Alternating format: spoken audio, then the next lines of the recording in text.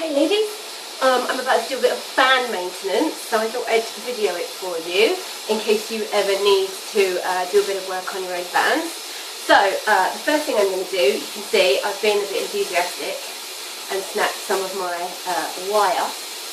So what I've done is just got a bit of fishing wire, which you can't see unfortunately, and I've tied it to the inner sleeve. I've tied it to the metal thing, and I've secured it by tying it to the end of the broken bit of wire, if that makes sense. Open the fan out to the distance that you want it, so you can just check that you're not going to have it way over. Make sure that it's going to be a nice length. I'm going to feed the wire through the metal on the other side. Take hold of it, and then I'm going to just check that it's a nice distance and secure it with a knot.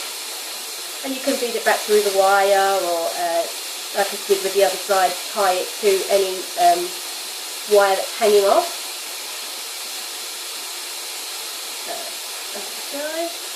So just check continuously that before you do the knot, try not to pull any of the feathers, that's the distance that you want.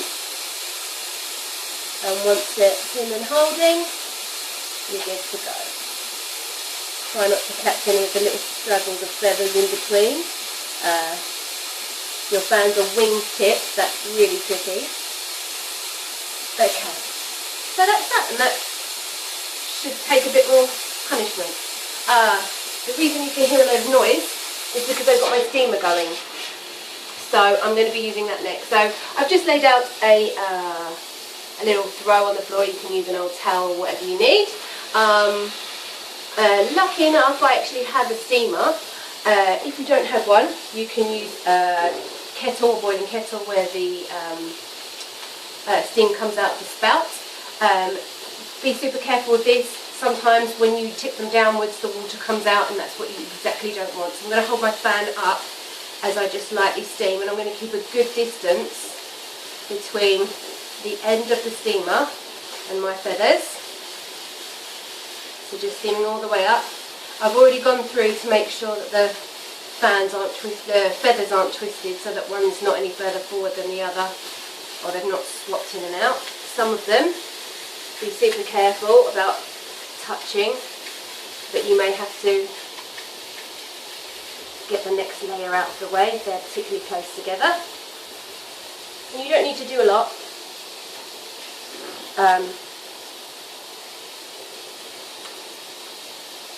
What I'm doing, as you can see, is I'm wiggling the steamer as I go, so it's not directing right onto one bit and getting one feather or one part of the feather particularly wet. So pay attention to the ends, because they're the bits that get the messiest and they're the most delicate bits. There you go, so we've got the back there.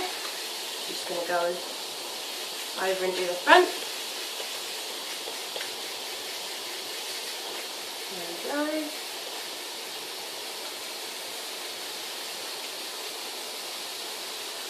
Wiggling as I go, as I do.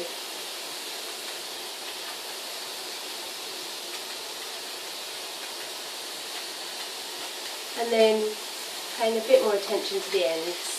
So people have asked me what they can do if they actually get stains like lipstick and things on their fans.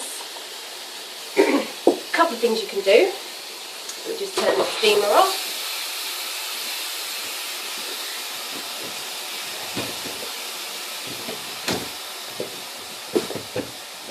There you go.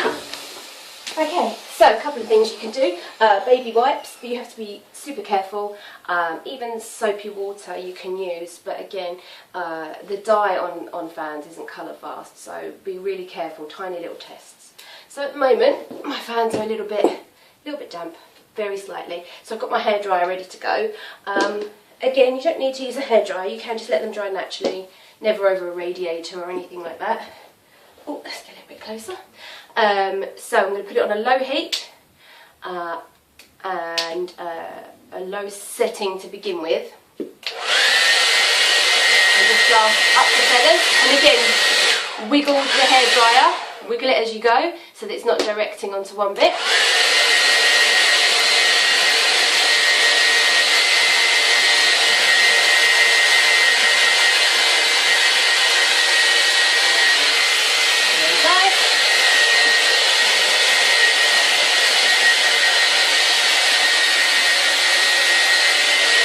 Now I've only really lightly steamed the feathers. You can do a lot more than that, but this is just more for demonstrational purposes. So if your feathers are particularly wet, you can spend a bit more time with the hairdryer. What I'm now going to do is fluff them up. So you can, as you can see, I don't know if you can see, they've already started to go a little bit. I'm just going to carry on, but what I'm going to do is put it on again lower heat. I'm going to use my hands, so my hands are nice and clean. I've made sure, and I'm just going to pop that on. Try on a lower setting and just stroke the feathers with your flat hands. You see? As you go.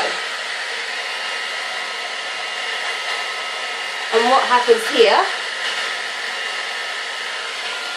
is the oil from your hands, the natural oils in your hands, help fluff up the feathers. So this will take a little bit of time. I'm just going to do it very quickly so you can see.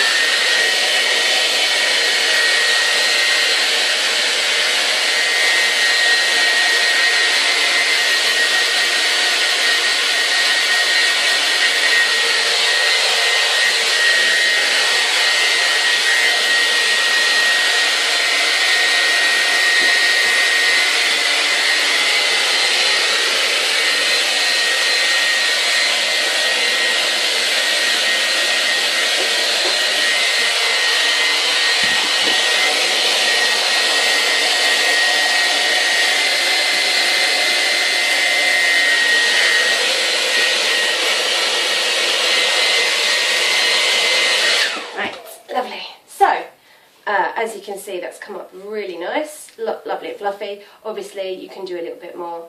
There's the underside, much nicer.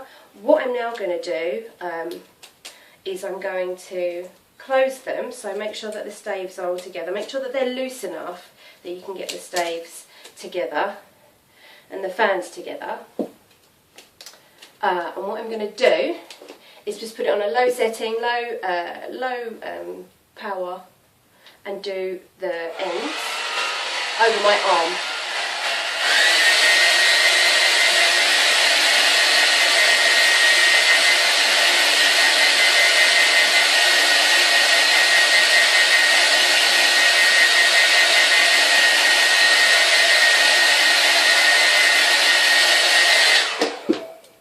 So that just encourages them to fold over slightly. That's a personal preference. I like them folded a little bit at the end, so that they move a little nicer. And what you can also do is, as they naturally are folding over, you can place, if you have a bag or something, make sure that they're folded in the right direction. Put your bag over the top.